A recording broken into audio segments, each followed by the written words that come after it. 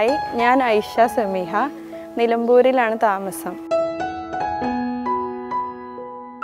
മലപ്പുറംകാരുടെ ഒരു പ്രത്യേകത എന്താണെന്ന് വെച്ചാൽ നമ്മളുടെ നാട്ടിന് കുറച്ച് ടേസ്റ്റി ഐറ്റംസ് ഉണ്ട്. അതായത് പുട്ട്, നൂൽപുട്ട്, പിന്നെ അതുപോലെ വെള്ളപ്പം. ഇതൊക്കെയാണ് ഞങ്ങളുടെ ഫേവറേറ്റ്. അത് ഇനിയിപ്പോൾ എത്ര ഞങ്ങൾ ലോകത്ത് എവിടെ പോയി കഴിഞ്ഞാലും ഞങ്ങളുടെ ഫേവറേറ്റ് എപ്പോഴും ഈ മോർണിംഗ് ബ്രേക്ക്ഫാസ്റ്റ് ഇതന്നെ ആയിരിക്കും. അപ്പോൾ ഏതൊരു ഐറ്റം പരീക്ഷിക്കുമ്പോഴും എൻ്റെ ഒരു മനസ്സിലെന്താണെന്ന് വെച്ചാൽ ഇതെങ്ങനെ നമ്മളെ നാട്ടിലത്തെ എൻ്റെ ഗ്രാൻഡ് പാരൻസിനും എൻ്റെ വീട്ടിലത്തെ ആൾക്കാർക്കും എങ്ങനെ ഇത് കൊടുക്കാൻ പറ്റുന്നതായിരുന്നു.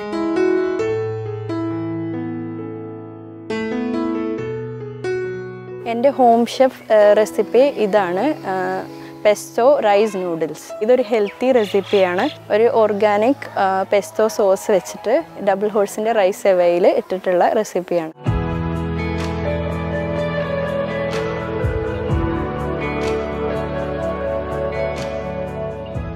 ഈ പെസ്റ്റോ സോസിന് വേണ്ടിയിട്ടുള്ള ഇൻഗ്രീഡിയൻസ് എന്ന് പറയുന്നത് basil leaves, parsley leaves, olive oil, garlic, pepper and salt.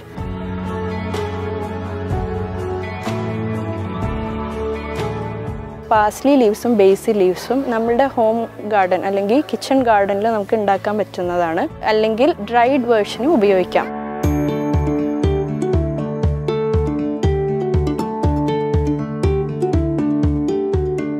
പണ്ടൊക്കെ ഇറ്റാലിയിൽ ഇത് എന്താണെന്ന് വെച്ചാൽ ഒരു നമ്മളുടെ ചട്നിയൊക്കെ ഉണ്ടാക്കുന്ന പോലെ പെസ്റ്റലും മോട്ടറിലും ഉണ്ടാക്കിയിരുന്നൊരു ഫുഡാണ്. ഗ്രൗണ്ട് ചെയ്ത് പേസ്റ്റ് ചെയ്തിട്ട് ഉണ്ടാക്കിയിരുന്നതാണ്.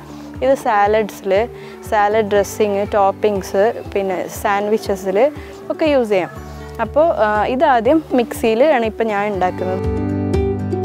ഞാനിവിടെ ഡ്രൈഡ് ബേസിൽ ലീഫാണ് ഉപയോഗിച്ചിരുന്നത്. ഇത് മാർക്കറ്റിലൊക്കെ അവൈലബിൾ ആണ്. ഡ്രൈഡ് ബേസിൽ ലീഫ് ഉപയോഗിക്കുമ്പോൾ ആദ്യം ഒന്ന് വെള്ളത്തിൽ കുതിർത്തിയിടണം, എന്നിട്ടുള്ള യൂസ് ചെയ്യാൻ പറ്റുക. ഫ്രഷാണ് ഏറ്റവും ബെസ്റ്റ്. അപ്പോൾ ഞാൻ 2 ലീവ്സ്, എനിക്ക് കൂടുതൽ ഫ്രഷ് ഇപ്പോൾ അവൈലബിൾ അല്ല. അപ്പോൾ ഫ്രഷ് ലീവ്സ് ഇപ്പോൾ ഞാൻ പ്ലക്ക് ചെയ്ത് ഇടുകയാണ്.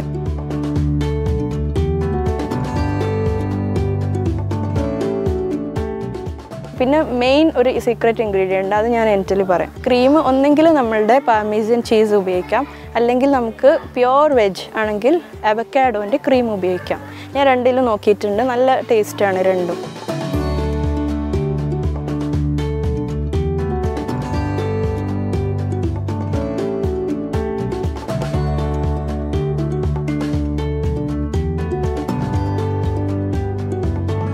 ഇനി നമുക്ക് ഇടാനുള്ളത് ഈ ഗാർലിക്കാണ്.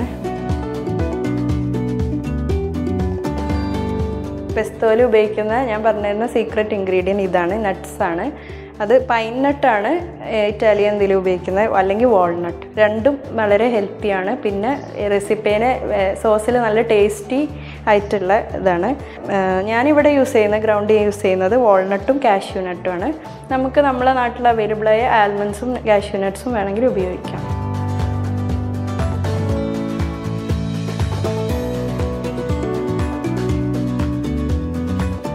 ഞാൻ ഇത്തിരി പെപ്പറിക്ക ഇടുന്നുണ്ട്. അതൊക്കെ നമ്മുടെ ടേസ്റ്റിന് വേണ്ടിയിട്ട് ഇടുക.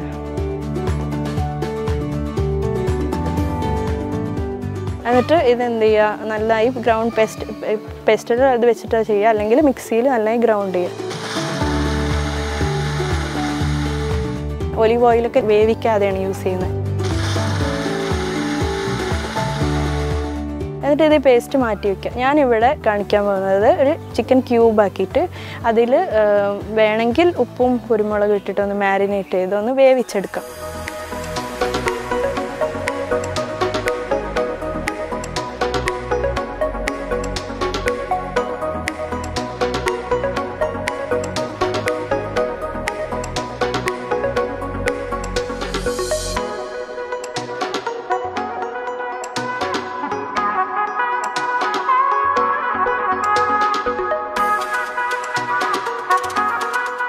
എന്നിട്ട് നമ്മളുടെ ഡബിൾ ഹോഴ്സ് നൂൽപുട്ട് അല്ലെങ്കിൽ റൈസ് നൂഡിൽസ് അതിൻ്റെ പാക്കറ്റിൽ കാണിച്ച പോലെ ഇൻസ്ട്രക്ഷൻ ചെയ്ത പോലെ നമ്മളത് കുക്ക് ചെയ്യുകയാണ് ചെയ്യുക.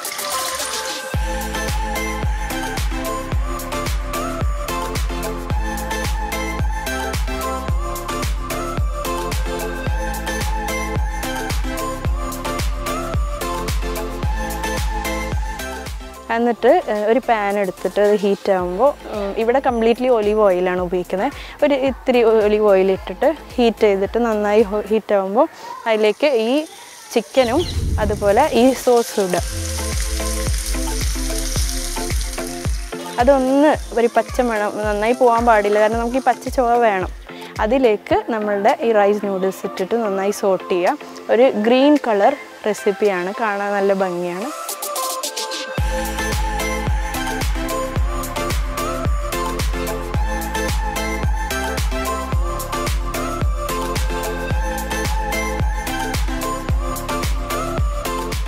പിന്നെ നമുക്ക് ചെറിയ ടൊമാറ്റോസൊക്കെ വെച്ചിട്ട് അത് ഗാർണിഷ് ചെയ്യാം.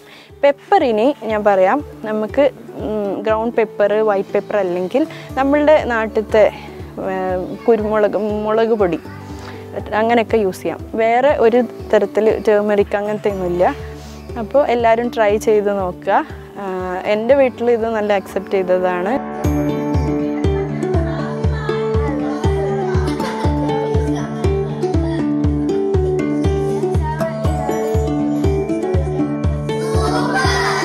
നമ്മുടെ നാട്ടിൽ ഇങ്ങനത്തെ റെസിപ്പീസൊക്കെ കുറവാണ്.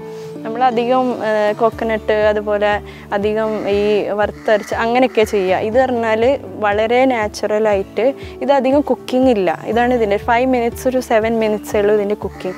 അങ്ങനെ അപ്പോൾ അത്രയും ഈസി ആയിട്ടും കുറച്ച് കുക്കിംഗ് ടൈമേ ഉള്ളൂ. അപ്പോൾ നമ്മൾ ഇങ്ങനത്തെയൊക്കെ റെസിപ്പി ട്രൈ ചെയ്യുക.